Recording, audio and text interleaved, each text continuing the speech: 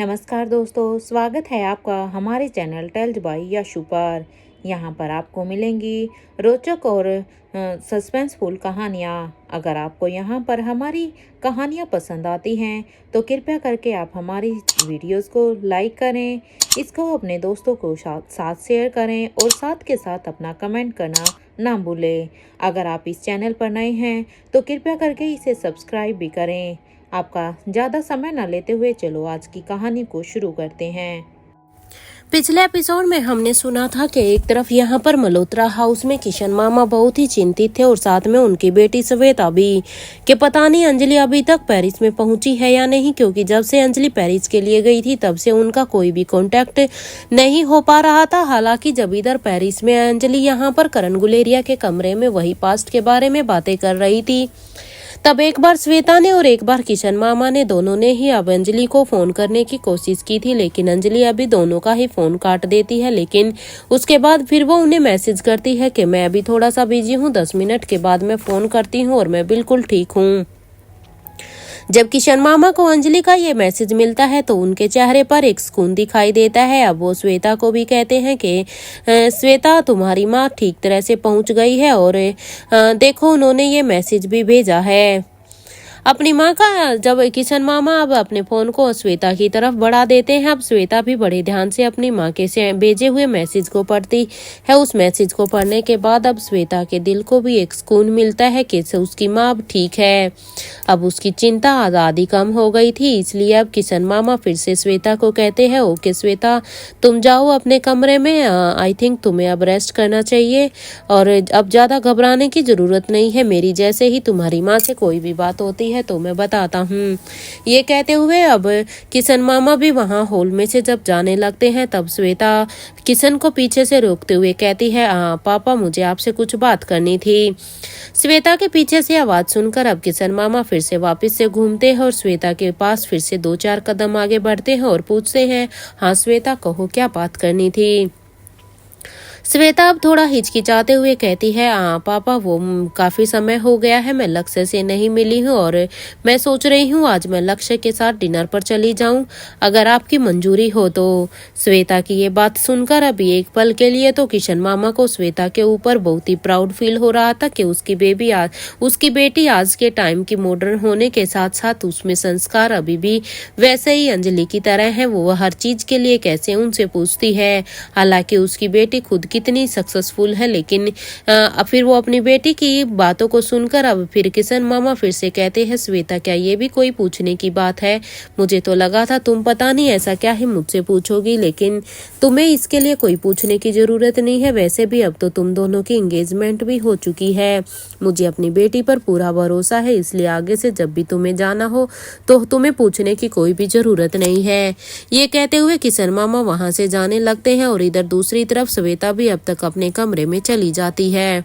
अपने कमरे में जाने के बाद अब सीधा ही श्वेता अब लक्ष्य को फोन लगाती है। लक्ष्य जो अभी भी अपने काम में बिजी था, जब उसे अपने फोन पर श्वेता के फोन का नोटिफिकेशन मिलता है तो वो जल्दी से अपने फोन को देखता है। तो जब फोन को देखने के बाद उसे पता चलता है कि श्वेता की कॉल आ रही है तो उसके चेहरे पर एक प्यारी सी स्माइल आ जाती है और वो जल्दी से अपने फोन को उठाते हुए कहता है हेलो श्वेता जी। इधर से अब श्वेता कहती है हाय लक्ष्य, हाय आई थिंक तुम ठीक हो गए। तभी लक्ष्य भी हाँ में जवाब देता है। अब श्वेता कहती है ओके तुमने पूछा था डिनर के लिए तो मैं ये कंफर्म कर रही हूँ कि हम आज रात को डिनर पर मिल रहे हैं।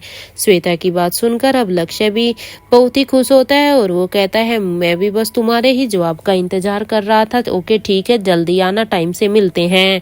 इतना कहने के बाद लक्ष्य और श्वेता दोनों ही अपने फोन को डिस्कनेक्ट कर देते हैं। जब किशन मामा हॉल से अपने कमरे की तरफ जा रहे थे तो एक तरफ किशन मामा अपने कमरे की तरफ जा रहे थे, दूसरी तरफ से शीला मौसी भी अपने कमरे से निकल कर आ रही थी। तो जब किशन मामा जा रहे थे तो उन्होंने शीला मौसी ने भी श्वेता और किशन की बातों को सुन लिया था। तब जब किशन के जाते हुए अब शीला मौसी उन्हें बीच में ही रोकते हुए कहती है वैसे तुमने अपनी बेटी को कुछ ज्यादा ही छूट नहीं दे रखी है, क्योंकि अभी तो उनकी शादी भी नहीं हो, जस्ट एंगेजमेंट हुई हो और तुम अभी से ही उसे रात को डिनर के लिए लिए भेज रहे हो, क्या ये ठीक रहेगा? अब सुशीला मौसी की ये बातें सुनने के बाद अब एक पल के लिए तो किशन को अपनी बहन पर बहुत ही गुस्सा आया था, लेकिन वो उसके नेचर को अच्छी तरह से जानते थे कि उसकी बातें ऐसी ही भड़कीली ही होती थी। वो सबके बारे में ऐसे ही अनाप शनाप बोलती थी। इसलिए किशन मामा ने उसे इग्नोर करते हुए वो फिर से आगे की तरफ बढ़ने लगे, क्योंकि वो अभी उनके मुंह नहीं लगना चाहते थे, क्योंकि वो अच्छी तरह से जानते थे कि उनका नेचर ही ऐसा है। मामा को ऐसे खुद को इग्नोर करता हुआ जाता हुआ देखकर अब तो शीला मौसी के एकदम से तन बदन में आग लग गई थी। इसलिए अब उन्होंने अपनी जुबान से ऐसी कड़वाहट फेंकी कि किशन मामा के वहीं पर ही पैर रुक गए, क्योंकि शीला मौसी ने किशन मामा को पीछे से कहा कि अपनी बेटी को इतनी भी छूट मत दो कि वो वरना तुम्हें तो इसकी माँ के कारनामे तो याद ही है ना कि एक साथ उसने दो भाइयों को अपने टाइम में फंसाया था। शीला मौसी की ये बात सुनकर तो अब किशन मामा एकदम से ही वहीं पर जैसे जम से जाते हैं। उन्होंने अपने हाथों की मुठियां बींच ली थी, क्योंकि शीला मौसी अब जरूरत से ज्यादा ही कुछ बोल गई थी। इसलिए वो पलट के अब घूर घूर के अब शीला मौसी की ही तरफ देखने लग जाते हैं।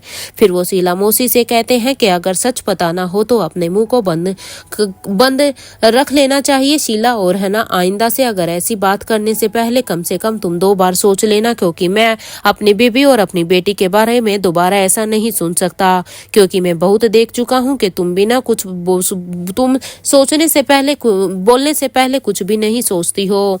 ये कहते हुए अब किशन मामा घर से बाहर अब अपने कमरे में जाने की वजह वो घर से ही बाहर चले जाते हैं, क्योंकि शीला मौसी की बात से अब वो इतना ही परेशान हो गए थे कि अब उन्होंने बाहर जाना ही बेटर समझा। यहाँ शीला मौसी अपने मन में ही यही सोचती है कि पता नहीं ये सवाती की बेटी भी क्या करती रहती है क्या नहीं, आखिर वो कर क्या रही है, मैं अब उसके बारे में कैसे पता लगाऊं और इस इंफॉर्मेशन को बॉस तक कैसे पहुंचाऊं। आज तो वैसे भी आरजी उनसे मिलने के लिए गया है। उम्मीद करती हूं कि ये दमयंती इस बार कोई गलती ना करे, क्योंकि इस दमयंती से और एक्सपेक्टेशन ही क्या की जा सकती है। और इस बार हमें सच में पता चल ही जाए कि किंग के उस मास्क के पीछे का चेहरा किसका है, ताकि हम उस आदमी तक आसानी से पहुंच सके, क्योंकि जब तक हमें उस किंग के मास्क के पीछे वाले आदमी का नहीं पता तब तक हम अपनी लड़ाई नहीं जीत सकते। सुना है कि सालों पहले उस किंग ने ही अकेले ही आरजी और उसके ग्रुप को घुटनों पर ही ला दिया था। अगर बोस नहीं आए होते तो उस वक्त तो उन सब की मौत तय थी। और दमयंती और सौम्या तो उस समय इतना डर गई थी कि उसके बाद तो कभी भी उन दोनों ने अपने गांव से कदम बार ही नहीं रखा। उन्होंने वहीं पर ही अपना राजपाट बना लिया था। वो तो बोस की ही हेल्पिंग थी, प्लानिंग थी कि स्वाति की नजरों में किंग को ही गलत प्रूव कर दे, और ऐसा ही तो हुआ था हमारे प्लान के अकॉर्डिंग। मेरी बहन इतनी बेवकूफ निकलेगी ये तो खुद मैंने भी नहीं सोचा था कि इससे पहले कि किंग हम सबको जान से मार देता, वहां स्वाति ने ही किंग को खत्म कर दिया। ये तो बड़ा अच्छा हुआ, लेकिन आखिर उस किंग ने उन्हें कहाँ छुपा कर रखा होगा। एक तरफ मारने से पहले उस बूढ़े किंग ने उन्हें जिंदा भी रखा है या मार दिया है, ये भी कोई नहीं जानता। पता नहीं ये बॉस क्यों खुलकर सामने नहीं आते हैं। मुझे तो लगता है कि उस बूढ़े किंग ने उन्हें मार ही दिया होगा। एक तो इस बूढ़े किंग की टेंशन है, तो वहीं दूसरी तरफ इस नए किंग ने उन्हें भी पिछले 6 साल से ना जाने कहां कहां छुपा कर रखा है। कितना कुछ प्लान किया था हमने कि आखिर कैसे इस नए किंग से उन्हें छुड़ा सकते हैं, लेकिन इस अनिका की वजह से पूरा ही प्लान फ्लॉप हो गया है। उस दमयंती को न जाने स्वाति से कौन सा पुराना बदला लेना था कि वो बस उसी के ही पीछे लगी हुई थी। मैंने कहा था कि उस अनिका को जाने दो और आयशा मारवा को ही किडनैप कर लो, लेकिन मेरी किसी ने नहीं सुनी, खुद बोस ने भी नहीं। इसलिए अभी तक आज हम सब भुगत ही रहे हैं। हमारी सास हमेशा ही उस फांसी के फंदे पर लटकी रहती है, जिसका पता नहीं कब एकदम से हमारा दम ही ना घोट दे। अरे खुद अक्षय वर्मा ने कहा था कि जब 6 साल पहले उसने आयशा मारवा को किडनैप किया था तो खुद किंग ने ही उन्हें फोन करके उन्हें आयशा मारवा को छोड़ने के लिए कहा था, लेकिन मेरी कोई कौन सुनता है। कहाँ है ये लोग अनिका और रोहित, ये लोग बस अनिका और रोहित में ही उलझे रहेंगे। मुझे तो ये समझ में नहीं आ रहा कि इन लोगों को बस अनिका और रोहित में क्या दिखाई देता है। अरे हमारी जो असली जंग है वो ये क्यों नहीं लड़ते। मुझे तो एक बात आज तक समझ में ये नहीं आ रही है कि आखिर ये आयशा जिंदा कैसे बची। वो तो अपने पैरों पर भी खड़ी नहीं हो सकती थी। उस समय पर मैंने खुद देखा था कि कैसे राजीव गुलेरिया के आदमियों ने आयशा के शरीर की हड्डियों का क्या हाल कर दिया था। उन्होंने उसकी हड्डियों को चकनाचूर कर दिया था। लेकिन मैं तो बस अपनी बहन का ही वही हाल देखना चाहती थी। लेकिन उस किंग ने स्वाति को बचा लिया था। क्या सच में ये स्वाति मेरी और किशन की ही सगी बहन है? क्योंकि पता नहीं, मुझे तो कई बार ये भी शक होता है कि वो हमारी सगी बहन ही नहीं है। कहीं स्वाति का किंग से कोई रिश्ता तो नहीं था, वरना हमें तो लगता था कि हम उसकी बेटी अनिका को ह्यूमन एक्सपेरिमेंट का हिस्सा बनाएंगे। लेकिन उस किंग ने आकर सिर्फ अनिका को ही नहीं बल्कि उसकी उम्र का ना जाने कितने ही बच्चों को उस समय पर बचा लिया था। उस समय पर भी हमारा सारा का सारा प्लान ही फ्लॉप हो गया था। पता नहीं ये किंग हमारे ही पीछे क्यों लगे हुए हैं।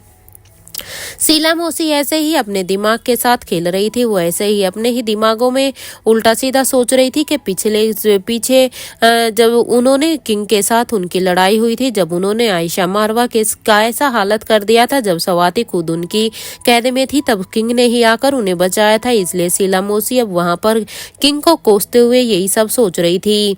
शीला मौसी अपने ही ख्यालों में ही थी कि तभी उन्होंने सोचा कि कहीं दमयंती और सौम्या सही तो नहीं कह रही थी कि क्या स्वाति जिंदा है।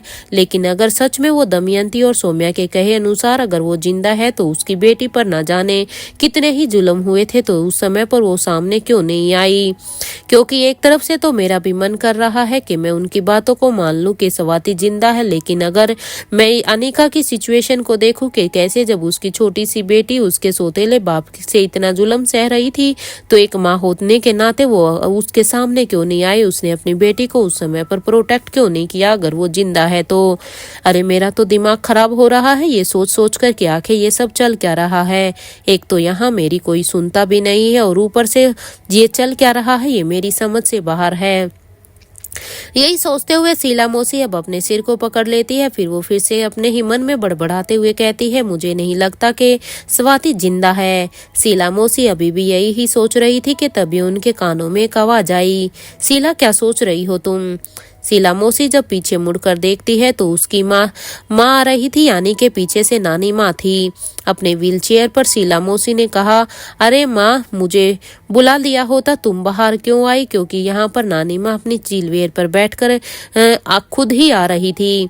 शीला मौसी की ये बात सुनकर अब नानी माँ कहती है, अपने रूम में बैठी बैठी मैं बोर हो गई थी और अभी अंजलि भी यहाँ पर नहीं है जिससे मैं बातें करूँ, तो सोचा कि तुमसे ही बात कर लूँ। चलो। अपनी माँ की ये बात सुनकर अब शीला मौसी कहती है, माँ तुमने अंजलि को जाने क्यों दिया? उसे रोका क्यों नहीं?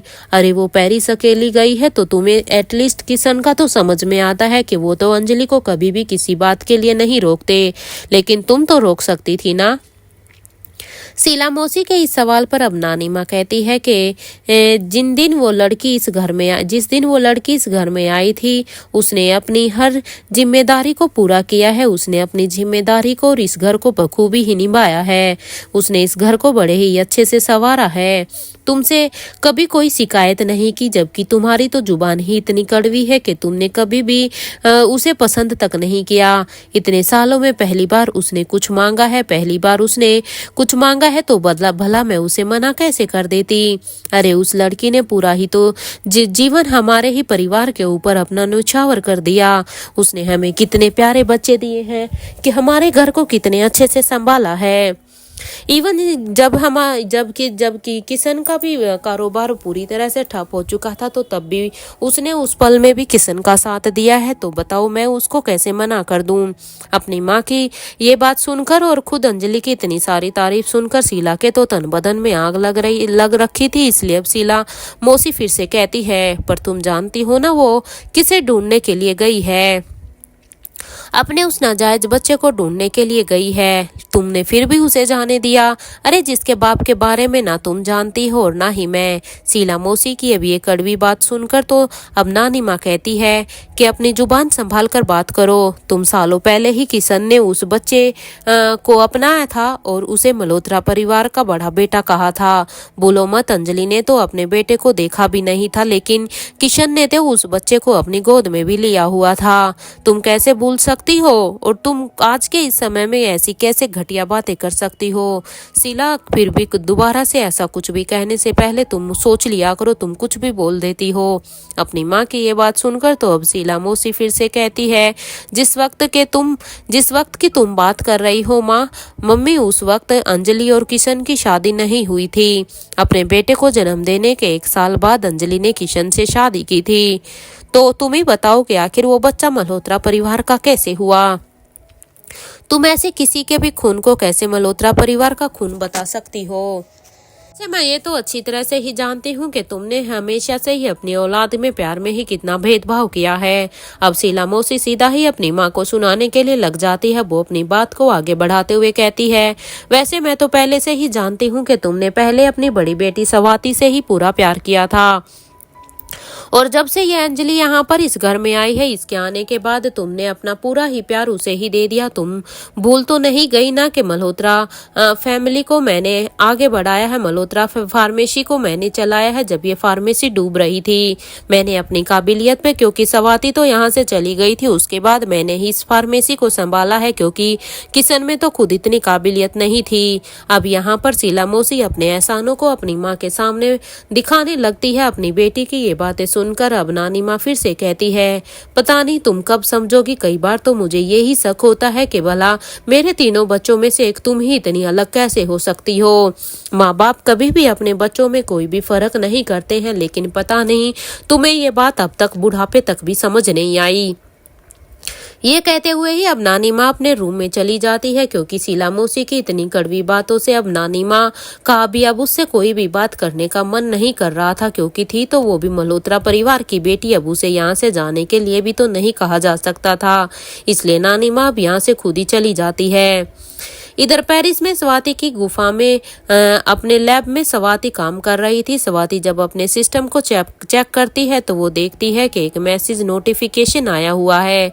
जब वो उस नोटिफिकेशन को देखती है तो ये मैसेज किसी और का नहीं बल्कि एनी का आया हुआ था। जैसे ही स्वाति अब उस मैसेज के नोटिफिकेशन को चेक करती है तो वो देखती है कि उसमें एनी ने किसी फाइल को के पीडीएफ को भेजा हुआ है। जब स्वाति उस पीडीएफ को खोलती है तो उसमें एनी ने उसे एक रिपोर्ट सेंड की हुई थी। स्वाति बड़े ही ध्यान से उस रिपोर्ट को ओपन करके पढ़ती है तो वो एकदम से उस रिपोर्ट को देखकर हैरान हो जाती है।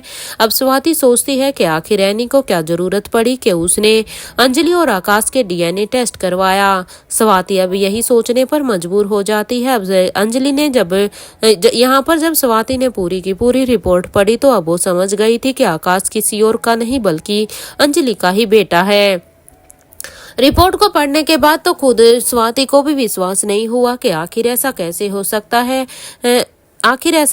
सकता है। अनिका ने स्वाति को बताया था कि आकाश को हीलिंग पावर ड्रग खुद करण गुलेरिया ने ही दिया था जब आकाश 8 साल का था, क्योंकि एक तरफ से रोहित को स्वाति ने उस हीलिंग पावर को इंजेक्ट किया था, और दूसरी तरफ से जब आकाश को चोट लगी थी, करण गुलेरिया को बचाते हुए जब आकाश को चोट लगी थी तब करण गुलेरिया ने एक डोज को आकाश गुलेरिया को दिया हुआ था, क्योंकि जब स्वाति ने इस डोज को बनाया था तो स्वाति मल्होत्रा ने एक डोज उस समय पर कॉलेज के समय पर करण को भी दे दी थी। और यही वजह है कि उसे डोज की वजह से आकाश की डीएनए रिपोर्ट टेस्ट अंजलि मामी से पूरी तरह से मैच नहीं हो रही है, क्योंकि उस कोड की वजह से अब यहाँ पे इनके मिलने में कुछ परसेंटेज की कमी थी। स्वाति अब अपने मन में ही यही सोच रही थी कि ये नहीं हो सकता। क्या सच में राजीव की बात सच थी? नहीं, आकाश करण का बेटा नहीं हो सकता है, लेकिन आकाश और अंजलि की एज में ज्यादा फर्क नहीं है। स्वाति अपने ही ख्यालों में थे कि आखिर उसके यहाँ पेरिस आने के बाद वहां पर क्या क्या हुआ था, क्योंकि स्वाति अब यही याद करती है कि क्योंकि जब कॉलेज के दिनों में एक बार राजीव गुलेरिया ने स्वाति को बताया था कि उसे शक है कि राजीव यहाँ पर करण गुलेरिया और अंजलि के बीच में कुछ तो चल रहा है। अब स्वाति एक पल के लिए तो यही सोचती है कि कहीं ये आकाश यहाँ पर करण गुलेरिया और स्वाति का तो बेटा नहीं है, लेकिन अब फिर उसे अपने ही प्यार पर अपने ही प्यार पर शक करने के लिए नहीं मानता, इसलिए अब वो फिर से उसकी बात को नकार देती है। अब स्वाति अपने ही मन में सोचती है कि मुझे तो जैसे ही खतरनाक ऑर्गेनाइजेशन में काम करने का मौका मिला तो मैं यहाँ पर आ गई थी। अंजलि की जिम्मेदारी करण को सौंप दी थी और यहाँ आने के बाद मैं अपने एक्सपेरिमेंट में ही लग गई थी। यहाँ स्वाति अपने ही ख्यालों में यही सोच रही थी कि आखिर ऐसा क्या हुआ होगा कि राजीव यहाँ आकर मुझे ये कह रहा था कि करण अंजलि के साथ मिलकर मुझे धोखा दे रहा है। हालांकि मुझे उस टाइम पर भरोसा नहीं था। मैं जानती थी कि अंजलि की तरफ राजीव के अट्रैक्शन को मैंने पहले ही देख लिया था, लेकिन मेरे पेरिस आने के बाद क्या हुआ है मैं नहीं जानती। मैं यहाँ पर अपनी ही उलझन में उलझ गई थी। मैंने तो करण से अनिका का सच भी छुपा दिया था, क्योंकि उस समय पर खुद स्वाति मल्होत्रा भी प्रेग्नेंट थी, लेकिन उसने भी इस बारे में कभी करण गुलेरिया से बात नहीं की थी। यहाँ तक कि मैं पेरिस से निकलकर दिल्ली सिर्फ एक बार गई थी और शायद वो मेरी आखिरी बार था जब मैं और करण एक दूसरे के साथ थे। शायद मुझे किंग की बात को सुन लेना चाहिए था। मुझे उस दिन ही करण को मेरी प्रेगनेंसी के बारे में बता देना चाहिए था, लेकिन मैं क्या करती। मैं अपनी प्रॉब्लम्स को करण को नहीं दे सकती थी, क्योंकि जिस ऑर्गेनाइजेशन के साथ मैं मिल गई थी उससे करण को भी तो खतरा हो सकता था, मेरी पूरी ही फैमिली को खतरा हो सकता था। लेकिन मैं जानती थी कि अगर मैं करण को सच बता भी देती तो करण भी मेरा साथ वैसे ही देते जैसे कि आज रोहित अनिका का देता है। स्वाति अब ऐसे ही अपने दिमाग की जंग के साथ लड़ रही थी। कभी उसका दिमाग उसे किसी डायरेक्शन में सोचने के लिए मजबूर कर रहा था, जबकि उसका दिल उसे किसी डायरेक्शन की तरफ लेकर जा रहा था। वो अभी इसी द्वंद्व में थी। स्वाति फिर से यही सोचती है कि हर लाइफ पार्टनर हंसराज मारवा की तरह नहीं होता है जो अपने ही पार्टनर को मुसीबत में छोड़ दे। कुछ पार्टनर करण गुलेरिया और रोहित जैसे भी होते हैं जो अपने प्यार की प्रॉब्लम को भी अपनी प्रॉब्लम ही समझते हैं और उसके हर दुख सुख में अपना साथ देते हैं। क्योंकि जब आयशा मारवा के ऊपर प्रॉब्लम आई थी तो खुद हंसराज मारवा उन्हें छोड़कर चले गए थे। आज मुझे अपनी और अपनी बेटी की किस्मत पर नाज है कि प्यार के रूप में हमें सच में एक सच्चा साथी मिला है। अभी यहाँ पर स्वाति मल्होत्रा अपने कॉलेज के प्यार करण गुलेरिया पर काफी ही प्राउड फील करती है, क्योंकि इतने सालों के बाद भी आज भी करण का प्यार स्वाति के लिए उतना ही है, भले ही स्वाति अभी उसकी दुनिया में नहीं है।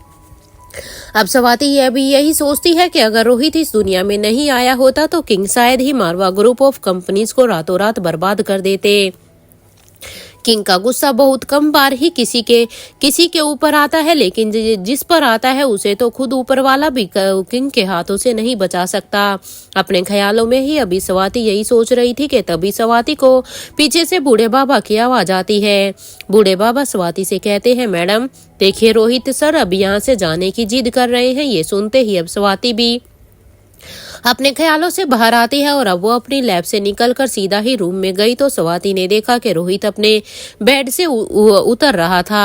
स्वाति अब जल्दी से रोहित के पास गई और उसे पकड़कर उसे वहीं पर ही वापस से लेटा दिया और अब वो रोहित से कहने लगी, अभी वक्त है तुम्हें ठीक होने में। रोहित शांत हो जाओ, अभी तुम वहां पर नहीं जा सकते। यहाँ रोहित अब अपनी धीमी आवाज में बस इतना ही कह रहा था कि आप समझ क्यों नहीं रही है, मुझे यहाँ से जाना ही होगा। मुझे मेरे बच्चों से मिले हुए भी बहुत ही समय हो गया है। मुझे कॉलेज में भी जाकर देखना ही होगा कि आखिर कॉलेज में क्या चल रहा है। वहाँ पर अनिका अकेले ही सब कुछ मैनेज कर रही होगी। अनिका के लिए कितना ही वहाँ पर डिफिकल्ट होगा सब कुछ मैनेज करना।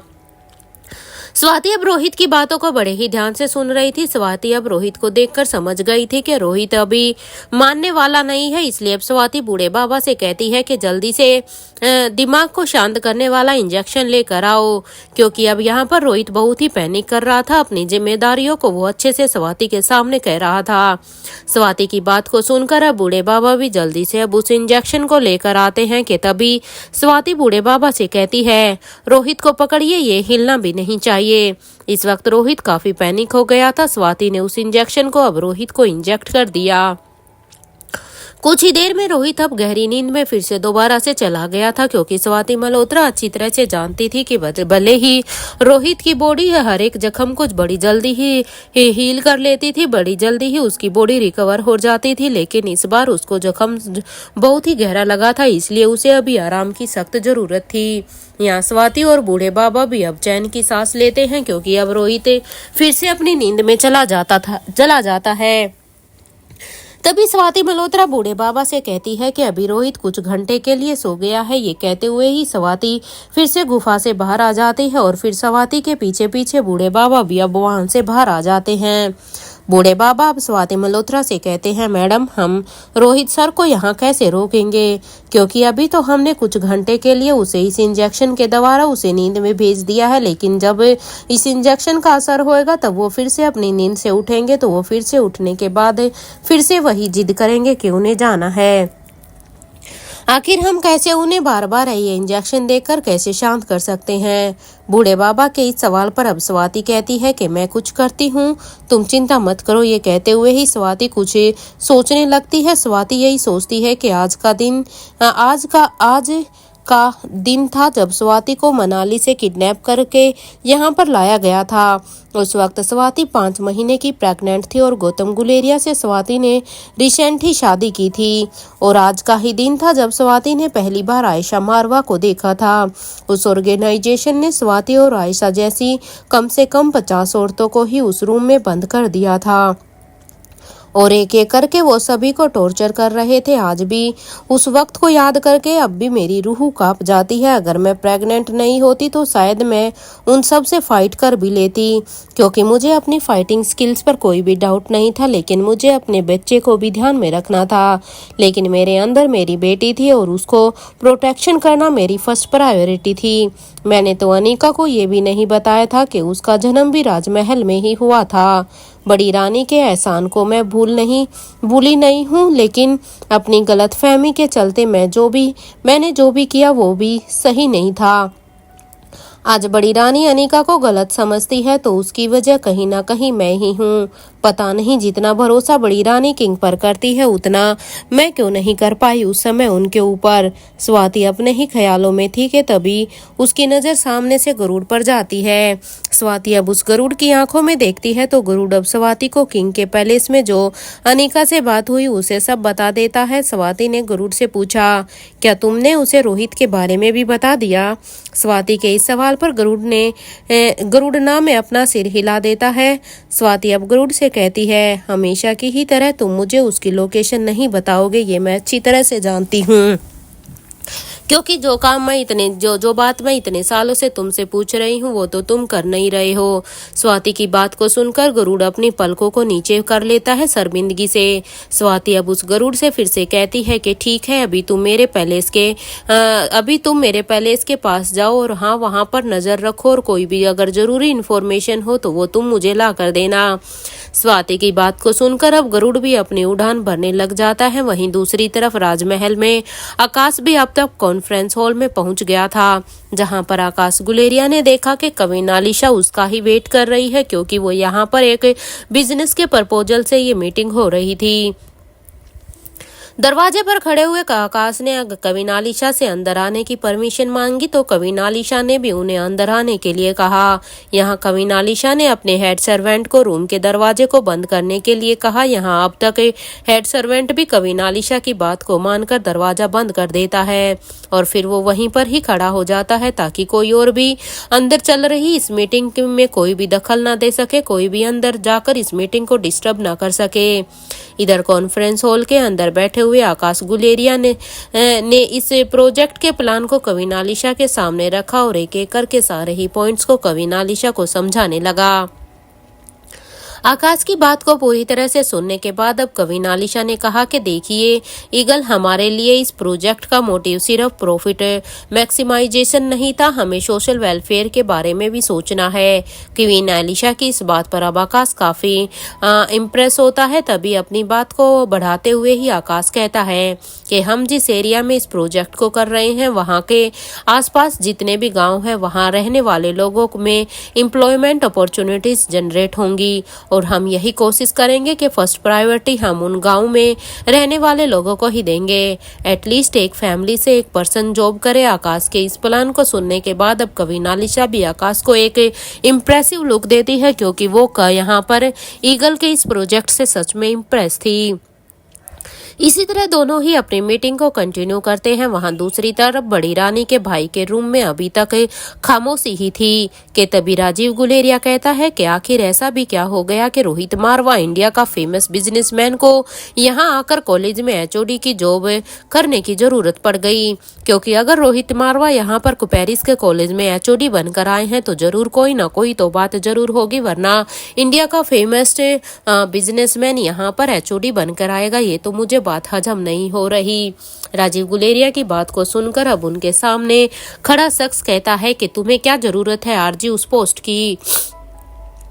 अपनी बात को आगे बढ़ाते हुए बड़ी रानी के भाई कहते हैं कि ये मत भूलना कि हमारा असली मकसद उस कॉलेज से शुरू होगा। वो वायरस हमारा आखिरी हथियार है, क्योंकि उस वायरस का एंटीडोट तो खुद उस औरत के ही पास क्योंकि उस वायरस का एंटीडोट तो खुद उस औरत के पास भी नहीं होगा जिसने उस वायरस को सालों पहले बनाया था। बड़ी रानी के भाई की बात को सुनकर अब राजीव गुलेरिया कहते हैं कि वहां तो हमारे आदमी भी होंगे। अगर वो वायरस स्प्रेड हो गया तो तुम जानते हो ना कि ये उनके लिए भी कितना खतरनाक है। इसमें हमारे ही आदमियों की भी तो जान जा सकती है। राजीव गुलेरिया की बात को सुनकर अब वो कहता है कि तुम उनकी चिंता मत करो, मैंने सब कुछ सोचकर पहले से ही रखा हुआ है, मेरा प्लान पहले से ही तैयार है। तुम बस ये बताओ कि क्या अक्षय वर्मा तैयार है और उसका वो साथी रघुवीर शेखावत, क्या वो दोनों अब इस जंग के लिए तैयार हैं या नहीं, या फिर से मुंह खाने वाले हैं। सामने वाले की बात को सुनकर अब राजीव गुलेरिया फिर से कहता है कि हाँ वो अब तैयार हैं, और इतना ही नहीं उनकी आर्मी भी तैयार है, उनके लोग पूरी तरह से अब फिट हैं। इस बार उन स्पेशल डिपार्टमेंट के ऑफिसर भी मिलकर कुछ नहीं कर पाएंगे इन लोगों का। इस बार हर हाल में रोहित मारवा की मौत पक्की है। राजीव गुलेरिया की ये बात सुनकर बड़ी रानी के भाई कहते हैं कि अक्षय वर्मा का तो समझ में आता है, लेकिन तुम क्यों उसकी मौत चाहते हो। सामने वाले की बात को सुनकर अब राजीव कहता है कि मैं चाहता हूं कि अनिका गुलेरिया भी अपने बाप की जिंदगी जिए अपने प्यार के बिना, तभी उस करण को पता चलेगा मुझे कितनी तकलीफ हुई थी जब मेरी आंखों के सामने उस करण ने मेरे ही प्यार की शादी किसी और से करवाई थी। करण गुलेरिया से बदला लेने के लिए मैं भी यही चाहता हूं कि उसकी बेटी भी इस दर्द से गुजरे, तभी शायद करण गुलेरिया को इस दर्द का एहसास होगा। उसी दिन ही मैंने सोच लिया था कि मैं करण को मारूंगा नहीं, बल्कि उसे ऐसी जिंदगी दूंगा कि वो हर पल मौत के लिए तड़पे। और ऐसा ही हुआ, उसे वही जिंदगी मिली, लेकिन पहले वो आकाश और फिर अनिका उसकी जिंदगी में फिर से आ गए एक उम्मीद बनकर, और उसे जीने का फिर से एक नया मकसद मिल गया। नहीं तो करण तो अब तक कब का मर चुका होता। लेकिन अब मैं यही चाहता हूँ कि उसकी बेटी भी वही जिंदगी जिए। इसके लिए अब रोहित मारवा को मरना ही होगा, इसलिए यहाँ पर रोहित मारवा की मौत जरूरी है। अब उस बेचारे की किस्मत ही खराब है कि उसे ऐसी माँ और ऐसी बीबी मिली कि उसके दुश्मन इतने हैं। ये कहते हुए ही अब राजीव गुलेरिया के चेहरे पर एक डेविल स्माइल आ गई, और राजीव गुलेरिया की बात को सुनकर अब बड़ी रानी के भाई भी अब हंसने लग जाते हैं उसके इस प्लान पर। तभी उनकी नजर सामने बैठी हुई दमयंती पर गई। दमयंती को देखकर उन्होंने कहा कि लगता है कि सालों पुराना तुम्हारा डर अभी तक खत्म नहीं हुआ है, क्योंकि अभी तक तुम कैसे बैठी हुई हो। देखो इतने साल हो गए हैं तुम्हारी बेटी को खोए हुए, अब तक तो वो बड़ी हो गई होगी। अगर वो तुम्हारे सामने भी आ गई ना तो तुम उसे पहचान नहीं पाओगी, क्योंकि तुमने तो कभी उसे देखा भी नहीं है। और वैसे भी उस वक्त जो भी हुआ था उसमें तुम्हारी माँ की ही गलती थी। तो अब बस करो, अपनी बेटी को ढूंढने की कोशिश बंद करो। वैसे भी उस मरे हुए किंग की प्लानिंग को समझना किसी के बस की बात नहीं है। तुम दोनों खुद ही सोचो कि उस वक्त हम आयशा मारवा और स्वाति मल्होत्रा को पूरी दुनिया में ढूंढ रहे थे, और वो दोनों कहीं और नहीं बल्कि मेरे ही राजमहल में थी। और मुझे मेरी बहन ने इस बात को की भनक तक नहीं लगने दी। खैर, पुरानी बातें याद करने से अब मुझे बस मेरी हार ही याद आती है, जिसके साथ साथ मुझे मेरा बदला लेना भी याद आता है। पता नहीं उस किंग ने उन्हें कहाँ पर रखा होगा। अगर वो जिंदा होता तो मैं उसे मजबूर कर देता बताने के लिए, जैसे उस वक्त किया था। उन 10 औरतों को टॉर्चर करवा के बड़ी रानी के भाई की ये बात सुनकर अब राजीव गुलेरिया कहता है, उसके बाद का भी तुम्हें याद ही है ना कि किंग ने उस आदमी को कैसी मौत दी थी। वो तो मेरा भी वही हाल करता अगर उस स्वाति मल्होत्रा ने किंग को आवाज नहीं लगाई होती, क्योंकि अगर स्वाति ने जब किंग को आवाज लगाई तो मुझे मौका मिल गया था वहां से भागने का। मैंने कितने ही हाथ पैर जोड़े थे उस किंग के सामने कि वो मुझे बता दे कि मेरा बेटा कहाँ है, लेकिन उसकी आंखों में तो मैंने अपनी मौत साफ साफ देख ली थी। अरे कितना खूंखार राक्षस लग रहा था वो। उस रात तो मुझे यही लग रहा था कि स्वाति मल्होत्रा ने मेरी जान बचाई है, वरना वो तो मुझे मार ही देता। मुझे एक बात समझ नहीं आई कि हमने जो वीडियो बनाकर किंग को भेजा था तो उसमें तो हमारे आदमियों ने 10 औरतों को टॉर्चर किया था, लेकिन किंग का रिएक्शन देखकर तो ऐसा लग रहा था कि न जाने हमारे किसी टॉर्चर पता नहीं हमने किसे टॉर्चर किया है कि किंग उसका बदला लेने के लिए यहाँ पर आ गया है। क्योंकि ये तो मैं भी अच्छी तरह से समझ रहा हूँ कि वो बस उन सबको टॉर्चर के लिए नहीं, वो वहाँ पर शायद किसी एक के टॉर्चर के लिए ही वहाँ पर आया होगा। क्या सच में किंग इतना अच्छा है कि वो इंसानियत के लिए इस हद तक बुरा बन सकता है? क्या वो सब औरतों के लिए वहाँ पर हमारे से लड़ रहा था या किसी एक के लिए? मुझे तो आज तक ये भी समझ नहीं आ रहा। मुझे आज भी याद है कि किंग ने मुझे कहा था कि तुम्हें लगता है कि तुम बुरे बन गए हो, लेकिन मैं तुम्हें एहसास करवाऊंगा कि बुराई होती क्या है। और कुछ साल बाद उसने ये किया भी।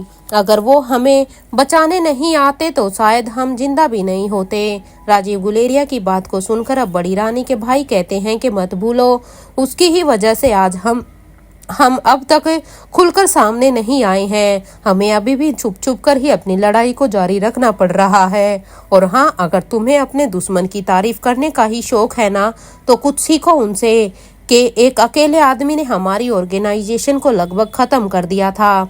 दोनों ही लोगों की बात को सुनकर अब दमयंती कहती है, तुम कॉलेज कैसे, तो अब हम कॉलेज कैसे जाएंगे? मेरा मतलब है कि कोई वैकेंसी खाली है क्या? दमयंती के इस सवाल पर अब बड़ी रानी के भाई कहते हैं कि पहले उस शीला को फोन लगाओ, उसे जिस काम के लिए वहां पर भेजा था क्या उसने वो काम कर दिया है या नहीं। ये कहते हुए ही अब बड़ी रानी के भाई अपना लैपटॉप खोलकर दमयंती को दे देते हैं। यहाँ दमयंती ने अब शीला को एक इंटरनेट कॉल किया। कुछ देर तक रिंग बजने के बाद फोन कट गया। ये देखकर बड़ी रानी के भाई ने अपने एक हाथ की मुट्ठी को टेबल पर मारते हुए कहा, आखिर ये औरत कहाँ बिजी रहती है, कभी भी अपना कोई भी काम टाइम से नहीं करती। दोबारा ट्राई करो। ये सुनते ही दमयंती ने एक बार फिर से इंटरनेट कॉल किया। इस बार सामने से आवाज आई, कौन है? शीला की आवाज को सुनकर अब दमयंती कहती है कि इतनी जल्दी भूल गई क्या तुम हमें? ये सुनते ही अब शीला मौसी फिर से कहती है, दमयंती तुम काफी सालों बाद याद किया यार तुमने भी। इससे पहले कि दमयंती इस बात का कोई भी जवाब दे दी, बड़ी रानी के भाई ने कहा कि कहाँ बिजी हो तुम्हें जो काम दिया गया था तुम्हें उसे पूरा करना है या नहीं, या तुमने पूरा कर लिया है?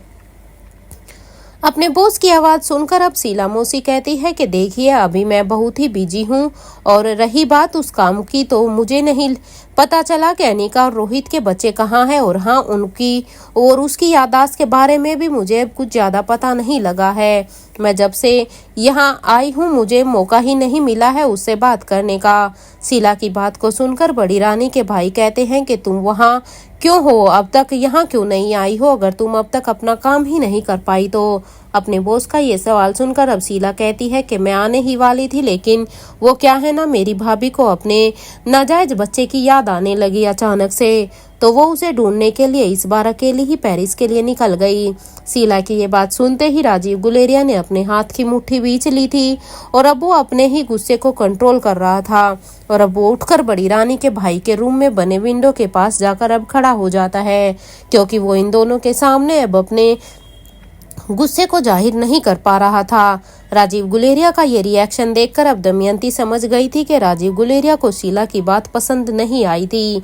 यहाँ बड़ी रानी के भाई अब शीला से कहते हैं, अपनी बकवास बंद करो और हाँ, जितनी जल्दी हो सके यहाँ पर आ जाओ। अब अपनी बॉस की ये बात सुनकर अब शीला कहती है कि मैं क्यों आऊँ? मेरी वहाँ सुनता ही कौन है। अरे मैं जो भी कुछ अपनी टीम में कहती हूँ मेरी बात को मानने के लिए तो कोई भी तैयार नहीं होता, तो मैं कैसे आऊँ। मैंने कहा था तुम सब से कि जो 30 साल से कैद है तुम्हें उन्हें छुड़ाने में शायद वक्त लग सकता है, लेकिन जो 6 साल से कैद है उसे छुड़ाने में वक्त क्यों लग रहा है।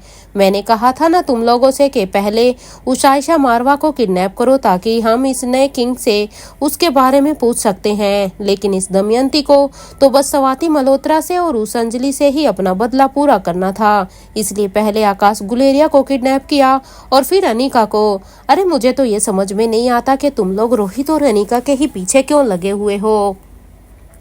मुझे तो एक बात समझ नहीं आती कि इस दमयंती को ऐसा क्यों लगता है कि आकाश करण और अंजलि का बेटा है। शीला की ये बात सुनकर तो दमयंती और बड़ी रानी के भाई दोनों ही अब हैरानी से पहले एक दूसरे को देखते हैं और फिर वो दोनों आरजी की तरफ देखने लगे। यहाँ राजीव भी अब शीला की सारी ही बातों को अभी तक सुन रहा था, क्योंकि ये कॉल इंटरनेट पर था तो इस वहां पर मौजूद सभी लोग उस शीला की बातों को अब फोन से आराम से सुन सकते थे। अपनी बात को अब आगे बढ़ाते हुए ही अब शीला फिर से कहती है, इतने कम टाइम पीरियड में एक औरत 2 बच्चों को जन्म कैसे दे सकती है। हाँ मैं मानती हूँ कि उनके हिसाब से उसका जो बच्चा खोया है वो राजीव का है, तो तुम सब मुझे एक बात बताओ कि इतनी जल्दी वो दोबारा करण के बच्चे की माँ कैसे बन सकती है, क्योंकि आकाश गुलेरिया भी तो करण का ही बेटा है। राजीव मेरी ये बात सुनो, या तो तुम्हारा बेटा खोया ही नहीं था या फिर वो बच्चा तुम्हारा नहीं था। शीला की ये बात सुनकर तो अब उस रूम में कुछ देर के लिए एकदम से ही खामोशी छा जाती है, क्योंकि शीला मौसी ने फिर से वही बात कर दी थी। सब अब एक गहरी सोच में चले गए थे कि तभी बड़ी रानी के भाई शीला से कहते हैं कि मान गए तुम्हारे दिमाग की ताकत को, तो आज समझ में आया है कि आखिर क्या उन्होंने तुम्हें हम सब के ऊपर रखा है, कि हमारा बॉस आखिर क्यों हम सब से ऊपर तुम्हें ही रखता था। अब तुम्हारे दिमाग को देखकर अब हमें समझ में आ गया। ये बात तो मैं जानता था कि खुद इस नए किंग ने अक्षय वर्मा को फोन करके आयशा मारवा को आजाद करने के लिए कहा था। क्या लगता है दमयंती मारवा हाउस में जाकर आयशा मारवा के दर्शन किए जाएं? तुम इस बारे में क्या सोचती हो? आखिर ये पहेली क्या है जो हमारे सामने होते हुए भी अब तक सुलझ नहीं पा रही है। बड़ी रानी के भाई अब शीला से कहते हैं कि तुम जितना जल्दी हो सके यहाँ आ जाओ, इस जंग में हमें तुम्हारी जरूरत है। ये कहते हुए ही अब बड़ी रानी का भाई अब उस कॉल को डिस्कनेक्ट कर देता है और फिर वो अब अपनी जगह पर खड़ा होकर राजीव के पास जाता है और उसके कंधे के ऊपर हाथ रखते हुए कहता है कि देखो राजीव, तुम्हारे बेटे के मामले में बस यही 2 कंडीशन समझ में आ रही है कि या तो वो खोया हुआ बच्चा तुम्हारा नहीं था या फिर आकाश गुलेरिया ही तुम्हारा खोया हुआ बेटा हो सकता है। क्योंकि मुझे शीला की बात में भी एक लॉजिक तो लग ही रहा है कि एक औरत एक ही समय पर 2 बच्चों को जन्म कैसे दे सकती है, और जिनके पिता दोनों ही अलग हों। इसके अलावा तो मुझे और कोई बात भी समझ में नहीं आ रही है। बड़ी रानी के भाई की बात को सुनकर अब राजीव कहता है कि मैं आकाश का पिता नहीं हूँ। जब मुझे आकाश में अंजलि की झलक दिखाई देती थी तो एक बार मैंने खुद आकाश का डीएनए टेस्ट खुद के साथ करवाया था। उस रिपोर्ट से मुझे पता चला था कि मैं आकाश का चाचा हूँ और वो लड़का मुझे दिए हुए उस धोखे की निशानी है, तो मुझे मेरे अपने भाई और मेरे प्यार ने जो धोखा मुझे दिया है। इसलिए जब अनिका गुलेरिया हाउस आई थी और उसका डीएनए टेस्ट करण से मैच नहीं हुआ था और सबको यही लग रहा था कि अनिका मेरी और स्वाति की बेटी है, तो मैंने उसकी गलतफहमी को दूर करना जरूरी नहीं समझा था। यहाँ तक कि मैंने शीला को भी मना कर दिया था कुछ भी बोलने के लिए। मैं बस अंजलि और करण का रिएक्शन देखना चाहता था कि कैसा लगता है जब अपना ही प्यार और अपना ही भाई जब किसी को धोखा दे। अरे मैं जानता हूँ कि आकाश करण और अंजलि का बेटा है। राजीव की ये बात सुनकर अब दमयंती बड़ी रानी के भाई से कहती है कि क्या अंजलि ने राजीव से झूठ बोला था कि उसने जिस बच्चे को जन्म दिया वो राजीव का है। इसका तो यही मतलब हुआ कि इतने सालों तक राजीव जिस बच्चे को ढूंढ रहा है वो कभी था ही नहीं। दमयंती की इस बात पर अब बड़ी रानी के भाई कहते हैं कि डीएनए टेस्ट में तो ये भी लिखा था ना कि अनिका करण गुलेरिया की बेटी नहीं है, तो फिर उसने कैसे साबित किया कि वो उसी की बेटी है। राजीव मुझे कुछ गड़बड़ लग रही है, क्योंकि एक तरफ जहां पर अनिका और करण की डीएनए भी तो पूरी तरह से मैच नहीं हुई थी, जिस तरह से तुम्हारी और आकाश की डीएनए टेस्ट से मैच नहीं हुई। मुझे इन दोनों ही चीजों में कुछ ना कुछ झोल नजर आ रहा है।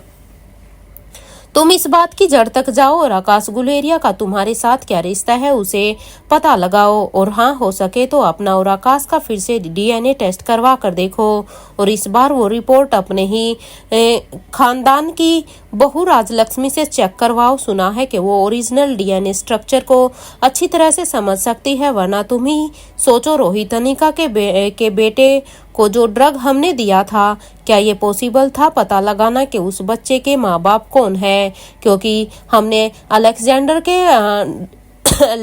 को हमने जो ड्रग इंजेक्ट किया था उससे उसका भी तो डीएनए स्ट्रक्चर चेंज हो गया था। तो तुम ही बताओ ना, कैसे रोहित और अनिका ने ये पता कर लिया कि अलेक्जेंडर उनका ही बेटा है? लेकिन राजलक्ष्मी ने फिर भी ये कर दिखाया था, इसलिए मुझे कोई भी शक नहीं है कि अब की बार जब तुम ये डीएनए कराओ तुम्हें अपने घर की बहू राजलक्ष्मी से ही इस डीएनए रिपोर्ट को एग्जामिन करवाना चाहिए, क्योंकि उस बच्चे का ओरिजिनल डीएनए स्ट्रक्चर राजलक्ष्मी ने ही निकाल लिया था। मुझे लगता है कि तुम्हें उसकी मदद लेनी चाहिए। यहाँ राजमहल में सबके बीच में ये बातें हो रही थी, तो वहीं दूसरी तरफ किंग के पैलेस में अपने रूम में बैठी हुई अनिका बस अभी भी यही सोच रही थी कि आखिर वो किंग से अपने ही सवालों के जवाब ले, क्योंकि अब अगर अनिका यहाँ पर किंग के पैलेस में आई है तो अब वो ये भी अच्छी तरह से जानती थी कि उसे उसके सारे सवालों के जवाब सिर्फ किंग से ही मिल सकते हैं। लेकिन खुद किंग इतने अड़ियल और जिद्दी थे कि वो ऐसे इतनी आसानी से तो अनिका को कोई भी सवालों का जवाब नहीं देने वाले थे।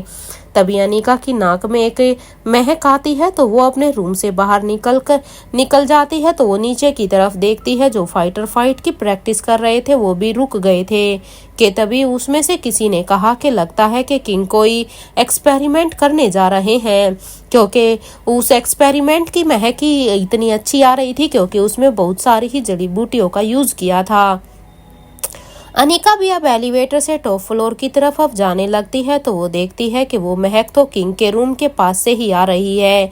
जैसे ही अब अनिका किंग के रूम के दरवाजे के पास गई तो उसने देखा कि वहाँ पर दरवाजे के बाहर वो स्टैचू नहीं है, जो अनिका को वहाँ पर ही किंग के दरवाजे के बाहर ही पास दिखाई देती थी।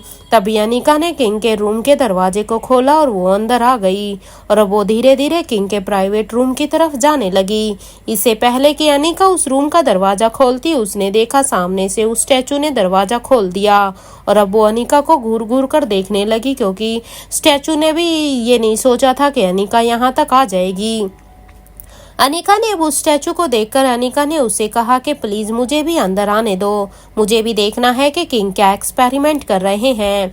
अनिका की इस बात पर अब स्टैचू पीछे मुड़कर किंग की तरफ देखती है, ताकि उसे ये पता चल सके कि क्या इसमें किंग की परमिशन है। अब जब स्टैचू किंग की तरफ देखती है तो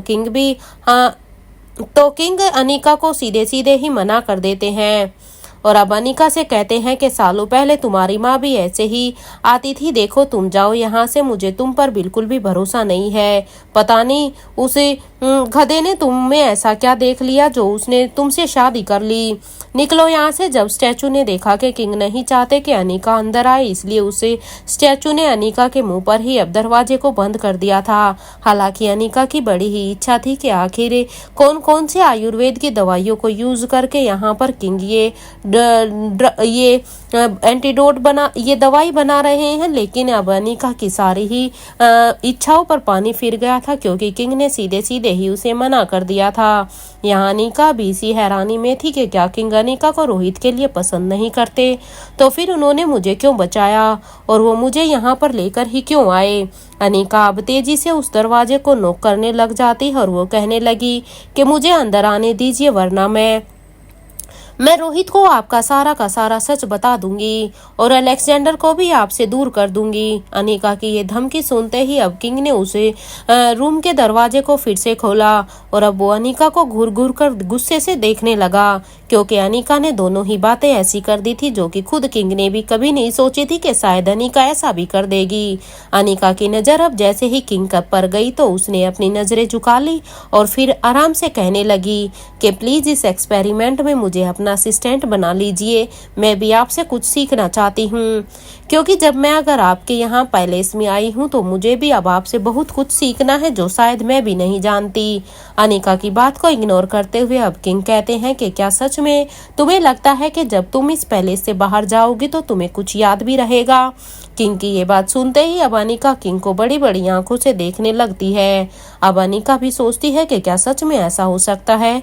किंग अब अपनी बात को आगे बढ़ाते हुए कहते हैं कि तुम्हें क्या लगता है कि याददाश्त मिटाना सिर्फ तुम माँ बेटी को ही आता है? मत भूलो कि आज तक रोहित को उस रात के बारे में याद नहीं कि आखिर तुम उसके बच्चों की माँ कैसे बनी, और उसे तो ये भी नहीं याद कि उस रात रोहित ने स्वाति को देखा भी था या नहीं। किंग की ये बात सुनकर अब अनिका अपने ही जगह पर एकदम से फ्रीज हो जाती है, क्योंकि इस बारे में तो खुद अनिका ने भी नहीं सोचा था। अनिका अब किंग से रिक्वेस्ट करती है कि प्लीज मुझे अंदर आने दीजिए, और प्लीज इस बार आप मेरी याददाश्त के साथ कोई भी खेल मत खेलना।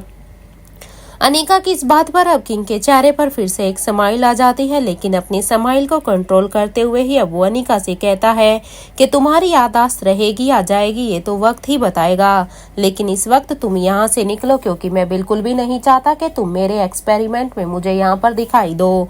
किंग की इस बात को इग्नोर करते हुए ही अब अनिका किंग के लैब के अंदर आ जाती है, और अब किंग गुस्से से उसे कहता है, बिल्कुल अपनी माँ पर गई हो ना तुम, कितनी जिद्दी हो, पहले उस मास्क को लगाओ और वहां रखे हुए ग्लव्स को भी पहन लो, क्योंकि किंग ने भी अब देख लिया था कि चाहे किंग अनिका को कितना भी क्यों ना डांटे, क्यों ना दुत्कारे, कितना ही उसकी इंसल्ट क्यों ना करे, लेकिन अनिका को अपना जो काम करना है वो अनिका को करना ही है, और उसकी इसी डेडिकेशन को चेक करने के लिए ही शायद किंग उससे इतना रूडली भी बात करता था, क्योंकि कहीं ना कहीं किंग भी ये चाहता था कि अनिका हर वो चीज सीखे जो वो उसे सिखाना चाहता है, और उसे अनिका की यही जिद, यही डेडिकेशन ही पसंद आता है जो उसे स्वाति से ही कहीं ना कहीं विरासत में मिला हुआ था।